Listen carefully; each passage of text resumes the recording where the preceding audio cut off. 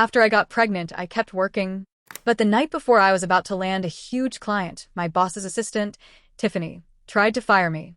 But right before I could celebrate, Tıffany, my boss's assistant, had the audacity to come after me. Her words had cut sharper than any blade. "You're throwing up too much. Bathroom breaks are excessive. I have to fire you." Rage bubbled inside me. I stormed down the hall, heels clicking against the marble floors, and burst into Aldrich's office, my husband, my partner in business, my supposed confidant. He looked up from his papers, calm, almost too calm. "Company policy allows only 5 bathroom breaks a day," he said, sliding a crisp termination letter across his mahogany desk. "You took 10. Tıffany has every right. You're pregnant, Serena. Just stay home and rest." My chest tightened. My eyes fell to the corner of his couch and froze. A corner of a delicate lace thong peeked out from beneath the cushions. His betrayal was unmistakable. I didn't say a word. I slapped the letter across his face and stormed out. My pulse thundered in my ears as I stepped onto the street, the city sounds muted around me. My hand shook as I dialed our fiercest competitor. "Do you limit how many times employees can use the bathroom?" I asked when Daniel picked up, my voice eerily calm. "If not, I'll bring my client to you tomorrow." There was a long pause. "Serena, are you serious?" His voice betrayed shock. "I'm serious," I repeated, steady, unwavering. "Evergreen Holdings will be in your hands tomorrow. Sign here, and you'll become the top company in Northwood." His voice softened. "Are you having problems with Aldrich? Is this about him? Everyone knows you carry every major account for his company. You sold your parents' apartment to fund his startup. You've pushed yourself to the edge, even collapsed from morning sickness, to close this deal." I froze, stunned. How much did he know? I forced a bitter smile, swallowing the mix of humiliation and anger swelling inside me. Yes, everyone knew how much I'd sacrificed, how much I had loved Aldrich. I had once believed we were building an empire side by side, that our dreams were intertwined. But dreams didn't stop someone from cheating, from handing you a termination letter with one hand and betrayal with the other. I remembered the early days, the city apartment with peeling paint, the long nights working as students, the scrappy determination to carve out our own space. We'd built this empire together, brick by brick. And 6 months ago, when I told him I was pregnant, his hands had trembled with excitement. But when I suggested marriage, he had hesitated, before finally speaking, his words etched with ambition, not love. "Once we secure Evergreen Holdings, our company will be number 1. Don't you want to walk down the aisle at our peak, Serena? Let's marry after the signing." I had agreed. Yesterday, Evergreen Holdings had confirmed. The signing was imminent. But in my excitement and exhaustion, I had collapsed outside the office and landed in the hospital. And now, when I tried to return, I was locked out, blacklisted by the very man I had trusted. Inside the office, I found a familiar intern to sneak me in. My desk had been trashed, photos of us defaced with black marker. And Tıffany, she sat there, scrolling her phone, nails bright red, smug, as she presented months of bathroom break logs like a weapon. "Surveillance footage, new company policy. No more than 5 bathroom breaks during work hours, each under 5 minutes," Tıffany announced, eyes gleaming with triumph. "You've gone a dozen times. How do we know you're working?" I blinked, stunned. Since when had this rule existed? I stormed into Aldrich's office. He looked up, expression flat, voice clipped. "Tıffany was headhunted from a major corporation. She brings experience. We follow her rules." I felt heat rising in my cheeks. "I'm pregnant, Aldrich. My trips aren't laziness, they're morning sickness and stress." He waved me off, dismissive. "Weak constitution. Don't use it as an excuse. Today, I'll allow it, but in the future, diarrhea claims won't be ignored." How can I manage the company? My face burned with fury. My body shook as I opened my mouth to argue. But Tıffany entered, phone in hand, ready to deliver the final blow. "Company policy says pregnant employees should be terminated," she said sweetly. "I only didn't fire you out of respect for Aldrich. But you've broken the rules too many times. How can I lead my team if you defy policy?" I stared at her, icy. "I secured Evergreen Holdings while pregnant. I'm a VP here. These rules weren't approved by me. They are invalid." Aldrich slammed his hand on the desk, frowning. "Enough. I set the rules. You're fired. Stop pulling rank, Serena." "Tıffany, she's violating protocol." Shock coursed through me. This was the man who had once protected me, who had dismissed disrespectful employees without a second thought. I remembered how he had proudly defended me. Serena is my wife and business partner. Disrespecting her is disrespecting me. Our company has no room for employees who disrespect women. Those words had gone viral, earned us accolades, and cemented our status as industry icons. And now, he tolerated this petty assistant undermining everything we had built together. I inhaled, forcing myself to stand tall despite the betrayal cutting through me like ice. The fight wasn't over. Not yet. God only knew where this would end. Tıffany had been openly disrespectful, discriminating against me for being pregnant, treating me as if my dedication and success meant nothing. I drew in a deep breath, bracing myself to speak, when a flash of something absurd and shocking caught my eye, a small piece of underwear embroidered with delicate snowflakes, tucked carelessly under the couch. It wasn't mine. My stomach turned with a mix of nausea and disbelief. My legs wobbled as I looked up and found Tıffany staring at me, a defiant glint in her eyes. It was hers. The words I had rehearsed evaporated. My fingers fumbled for my ID badge, and without thinking, I hurled it onto the couch. "You want to fire me?" I said, voice low and dangerous. Fine. But I expect my severance package according to regulations. If I don't see the money by tonight, I won't hesitate to take this to arbitration. And believe me, I won't be the one losing face or paying fines. I paused, letting the weight of my next words settle. Also, I landed the Evergreen Holdings deal. You fire me, you can forget about it. I watched their faces shift through a series of colors: green, white, disbelief, and I allowed myself a sneer before turning on my heel and walking out. The first thing I did was call Daniel. There was no way I was letting Aldrich and his assistant reap the rewards of the work I'd poured myself into. "Whether you're doing this despite Aldrich or not, I'm taking you seriously," Daniel said, his voice firm, earnest. "If you come, my VP position is yours. And if you're worried about managing a baby later, I can help with that too." "That won't be necessary," I said with a small smile, but for a fleeting second, I caught a hint of disappointment in his tone. "All right then. See you at the signing tomorrow," he said. I hung up and began packing. Good thing Aldrich and I weren't married, or I'd be staring down a divorce too. But the baby? I touched my belly instinctively. My eyes hardened with resolve. Better to raise this child far from a father like him. At home, a storage box in the study caught my attention. A sticky note read, "Aldrich's treasures. Please do not touch." Memories swirled. He had kept all the little things I once treasured: old water cups, hair ties, promising our son would someday see them. Tokens of our love. I had planned to cut all ties, but my hand lingered on the box. I opened it and froze. Inside wasn't my past, but a grotesque collection of toys and lubricants, messages on his open Snapchat revealing his ongoing secret communications with Tıffany. "Protecting you is what I should do," the texts read. If you hadn't helped me relieve stress, anger boiled inside me. Vision blurred, I bit back nausea and saved every chat log and video to my phone, shaking with fury. I grabbed a bag of fuzzy peaches and rubbed them over the disgusting items, a small act of defiance, a cathartic protest against betrayal. "You want to play games? Fine," I muttered to myself. My things were packed, ready to leave. The door swung open abruptly. Aldrich stepped in, pausing when he saw me with luggage, then forcing a smile. "What's wrong?" he asked, as if seeing my defiance required explanation. "I just said a few things," I said coolly. "Is that reason enough to get mad and run away?" "I'm just being professional." His smile tightened. "You're my wife. I have to be stricter for the others to follow the rules." Enough. I was done. "I bought your favorite steak tonight. We'll celebrate tomorrow, the signing." Before I could respond, Tıffany appeared behind him, correcting him with a smirk. "Aldrich, I don't like my steak medium well. Make it medium rare." Right. "I've been busy all day and haven't eaten." A package of fish was pressed into my hands. His tone was sharp, almost commanding. "Cook it." I froze, anger and revulsion rising. I threw the fish back.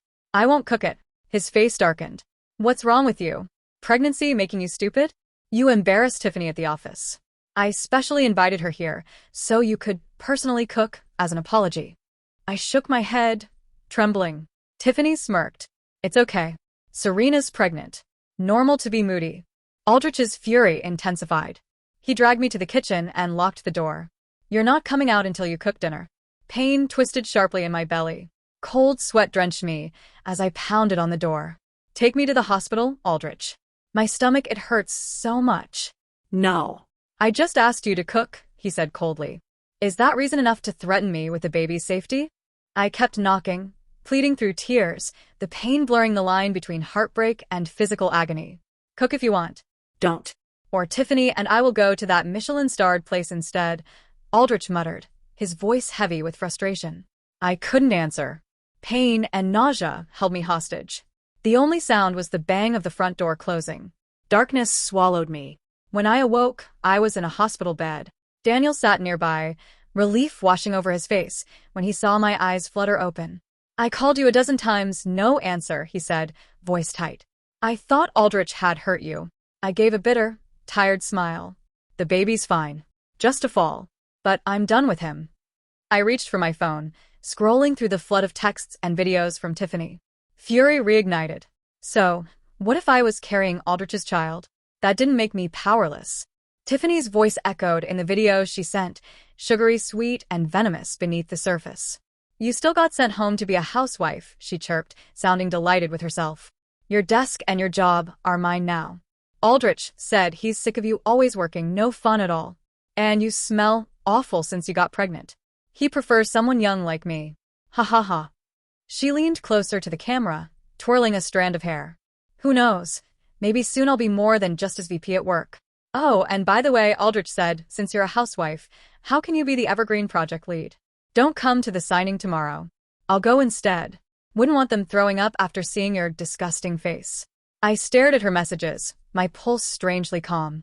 There was no room left for pain. Only clarity. Before I could even react, Daniel's reaction thundered across the quiet hospital room. What the hell is this? His fist hit the bed rail, rattling the metal. How dare she talk to you like that? His voice cracked with fury, his eyes sharp and bloodshot. And you're not even mad? Do you still love Aldrich that much? Enough to let that trashy woman wipe her feet on you? I lifted my gaze slowly. His eyes were burning. Serena, he said, softer but hurting. If I had a wife like you, someone so capable, loyal, brilliant, I'd treasure you every single day. I'd never let you suffer like this. The confession slid out of him before he realized he'd said it. But I didn't let myself pause on it. Instead, I typed a single message to Tıffany.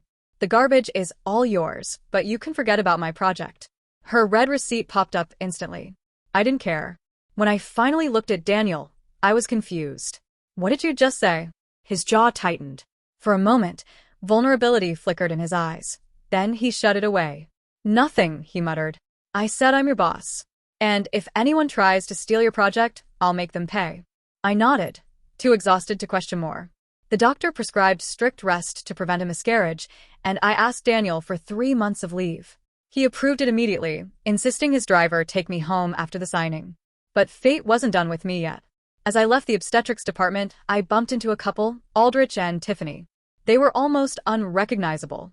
Their skin was covered in angry red rashes, both scratching furiously as if insects crawled under their skin. When Aldrich saw me, his expression twisted with panic and something close to desperation. Serena, he snapped, rushing toward me. Did you touch anything in my study? Did you mess with something? The doctor said if they can't find the allergen, we'll keep itching like this. Only then did it click. The fuzzy peaches. The clothes. Their little celebratory outfits. I blinked innocently. I don't know. Tell me what item you're referring to, so I can try to remember. He flushed, clearly unwilling to explain. Tıffany scratched her arm so hard it bled. I pulled out my phone and brought up the saved Snapchat messages and videos. One swipe, and they were playing right in front of his face. Oh, I said coolly. You mean this bunny girl outfit? I was eating peaches yesterday. Maybe some fuzz fell on your clothes. Who knows? Aldrich's face went gray. He cursed under his breath, trembling with rage.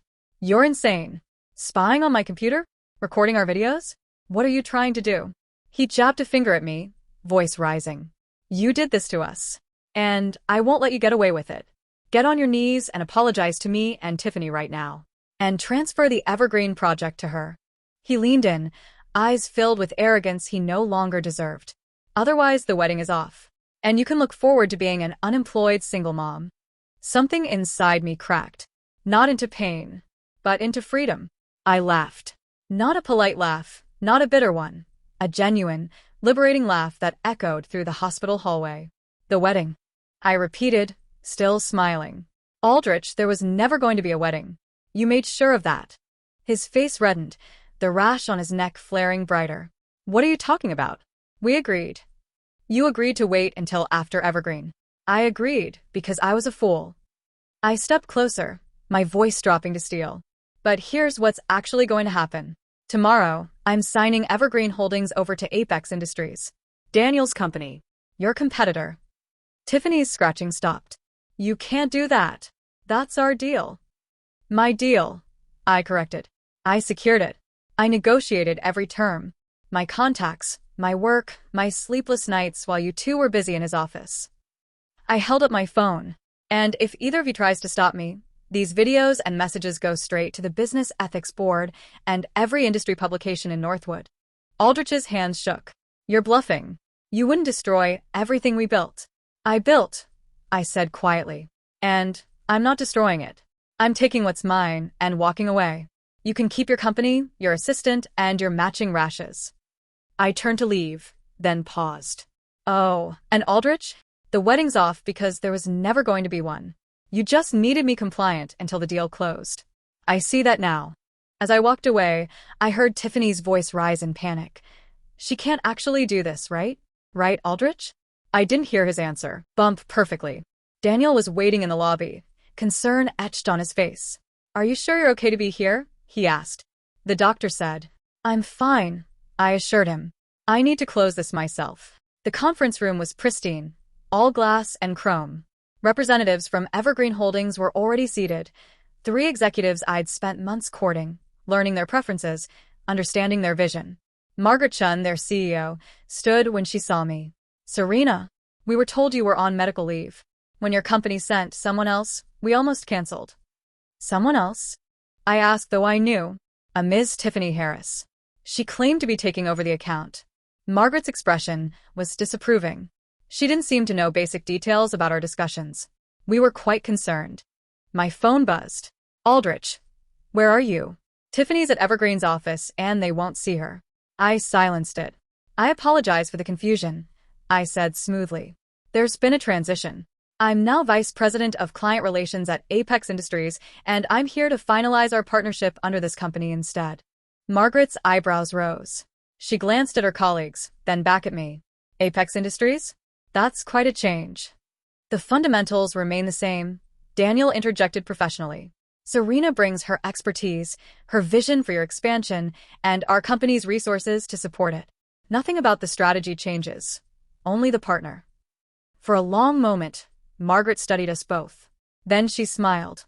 You know, Serena, we chose to work with you, not your former company. If you believe Apex is the better fit, we trust your judgment. 3 hours later, the contracts were signed. Evergreen Holdings' $15 million account now belonged to Apex Industries, catapulting them past Aldrich's company to become Northwood's leading firm. As we celebrated with champagne, sparkling cider for me, my phone exploded with messages. Aldrich, what have you done? Aldrich, call me immediately. Aldrich, you've destroyed us both. I blocked his number. The industry blogs erupted within hours. Rising star Serena veiled defects to Apex Industries, takes Evergreen Holdings deal. Read the headlines. My phone rang constantly, reporters, former colleagues, even competitors offering opportunities. I ignored most of them. Daniel had arranged for me to work remotely during my recovery, and I focused on that, building new client strategies from my apartment. 2 weeks later, Daniel appeared at my door with takeout and a careful expression. You don't have to let me in, he said. But I thought you might want company that isn't work-related. I hesitated, then stepped aside. We ate in comfortable silence until he finally spoke. At the hospital, I said something I shouldn't have. I remember. I meant it. He set down his chopsticks. But I also know you're dealing with a lot. I'm not trying to pressure you or take advantage. I want you to know that you have options. In work and in life. I studied him, really looked at him for the first time. Daniel Liu had always been professional, respectful, a worthy competitor who never crossed ethical lines. He'd built his company through merit, not manipulation. Thank you, I said quietly. For everything. The job, the respect, not asking questions I'm not ready to answer. The baby's father doesn't deserve you, he said simply. But the baby deserves a mother who's happy and secure. That's all I care about. Something warm unfurled in my chest. Not love, not yet, but possibility. Before he left, he paused at the door. Serena? You're the strongest person I know. Don't let anyone make you forget that. 3 months passed. My bump grew, my morning sickness faded, and Apex Industries thrived. I'd brought in 2 more major accounts, and Daniel had promoted me to senior vice president. I was leaving the office late one evening when I encountered Aldrich in the parking garage. He looked terrible, rumpled suit, dark circles, the desperate edge of someone watching everything crumble. Serena. He blocked my path to my car. Please. We need to talk. No, we don't. The company's struggling. Evergreen was supposed to stabilize us. Without it, we're facing consequences of poor leadership and workplace discrimination. I finished. Yes, I heard. Tıffany's facing a lawsuit from 3 former employees for harassment. Your company culture is under investigation. His face crumpled. I made mistakes. I know that. But we built that company together. You can't just let it die. I built that company. I corrected, my voice hard. You took credit, promoted your mistress, and fired me for being pregnant. I owe you nothing. What about our child? He demanded. Don't I have rights? You gave up those rights when you locked me in a kitchen while I begged you to take me to the hospital. I stepped around him. My lawyer will contact you about a parenting plan. You'll have supervised visitation if you want it. But you and we're done. You're with Daniel now, aren't you? His voice turned ugly. That's what this was always about. You wanted to trade up. I turned back, and he actually flinched at my expression. Daniel respects me. He values my work. He's never made me feel less than human. I placed a hand on my belly. This baby will grow up seeing what healthy partnerships look like, not whatever toxic mess you call love. Serena. Goodbye, Aldrich. I drove away and didn't look back. My daughter was born on a clear October morning, 7 pounds and furiously indignant about leaving the womb. I named her Elena, bright light, because that's what she was in the darkness I'd escaped. Daniel visited the hospital with flowers and a teddy bear, respectfully waiting until I invited him into the room. She's beautiful, he said softly, peering at Elena's scrunched face. She has your determination already. I laughed, exhausted and happy. She screamed for 40 minutes straight. The nurses are placing bets on her future as an opera singer or trial lawyer. Smart money's on CEO. He smiled, then grew serious. How are you? Really? Tired. Sore. Scared out of my mind. I looked down at Elena, who'd finally fallen asleep. But also free. For the first time in years, I feel like I can breathe. Over the next months, Daniel became a constant presence. Not pushing, not demanding, just there. He'd bring dinner when I was too exhausted to cook, hold Elena when I needed to shower, celebrate her small milestones as if they were his own. You don't have to do this, I told him one night as he rocked Elena to sleep. She's not your responsibility.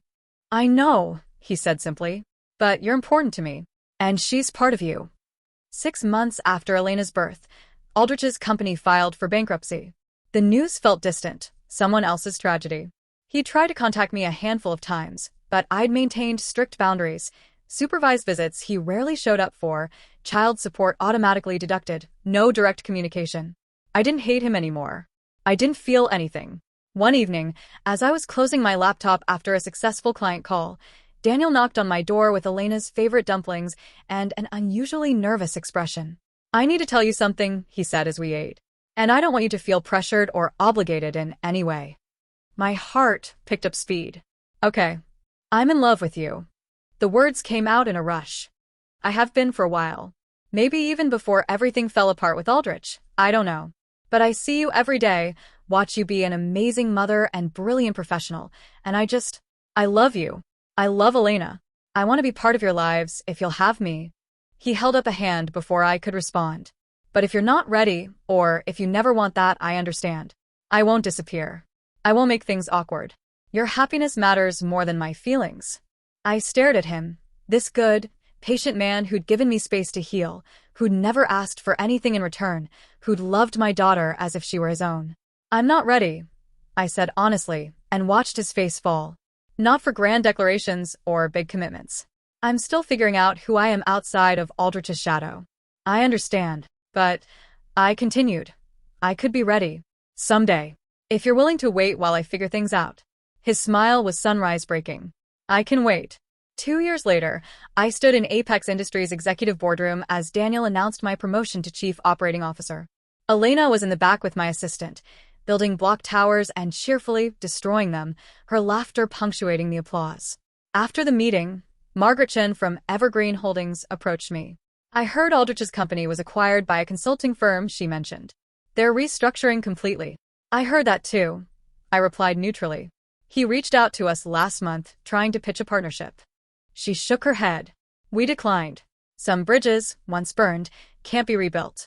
I thought about that as Daniel and I walked Elena to the park that afternoon. Aldrich had sent a card on her second birthday, belated, generic, signed only with his name. She'd stared at it with the vague interest she gave to junk mail, then returned to her toys. Do you ever regret it? Daniel asked as we watched Elena chase pigeons. Walking away from what you built? No. The answer came easily. I didn't walk away from what I built. I took it with me. My skills, my relationships, my integrity, that's what I built. The company was just a building. He took my hand, a gesture that had become natural over months of careful dating, of letting trust grow organically.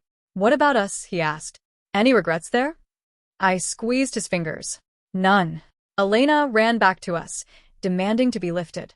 Daniel swung her up onto his shoulders, and her delighted squeals drew smiles from strangers passing by. We looked like a family.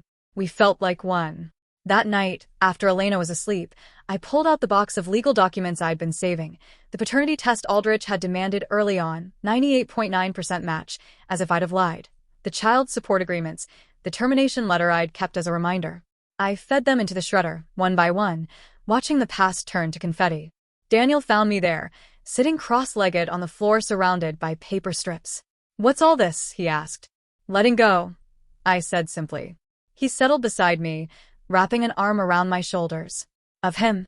Of the version of myself that needed his approval, that believed I was only valuable as part of his story. I leaned into Daniel's warmth. I'm writing my own story now. And, he prompted gently, what happens next in this story? I turned to face him, this man who'd waited patiently while I healed, who'd loved my daughter without reservation, who'd seen me at my worst and never flinched. I think, I said slowly, it's time for a new chapter. His eyes lit with hope. Yeah. I kissed him softly. One where I don't just survive. I thrive.